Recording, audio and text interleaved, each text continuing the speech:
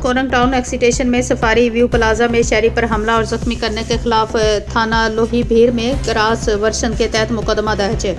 इस्लामाबाद में मुलजिम फ़हीम हाशमी नामी शख्स को मुद्दई मुकदमा नासिर इकबाल और उसके मुलाजमीन को ऑफिस बुलाकर उन पर हमला करने और असले से जान से मारने की कोशिश और जख्मी करने के जुर्म में थाना लोही भीर ने मुकदमा दर्ज करके गिरफ्तार किया। मुद्दई मुकदमा नासिर इकबाल ने मौक़िफ़ इख्तियार किया है कि मेरे मुलाजमीन को फ़हीम हाशमी ने प्लाजे के सामने रास्ते का जानबूझकर सोची समझी साजिश के तहत तनाज़ा बनाया और गैर इखलाकी माँ बहन की गालियाँ दी, फिर एक मुलाजम को कुर्सी उठाकर दे मारी। फ़हीम हाशमी ने हमें होटल की इस्तकबाली ऑफिस में बुलाया और जैसे हम ऑफिस के दरवाजे पर दाखिल ही हुए थे कि फ़हीम हाशमी ने मेरे ऊपर हमला कर दिया। साथ खड़े पहले से असले तैयार किए हुए एक दूसरे शख्स ने असला उठाया और बोर्ड मारा और मेरे ऊपर तान कर फायर करने की पूरी कोशिश की, लेकिन खुशकिस्मती से असला किसी किस्म की खराबी की वजह से चल न पाया, जिसका सबूत मुलजिम फ़हीम हाशमी के ही CCTV फुटेज में ये सारा मंजर महफूज हुआ।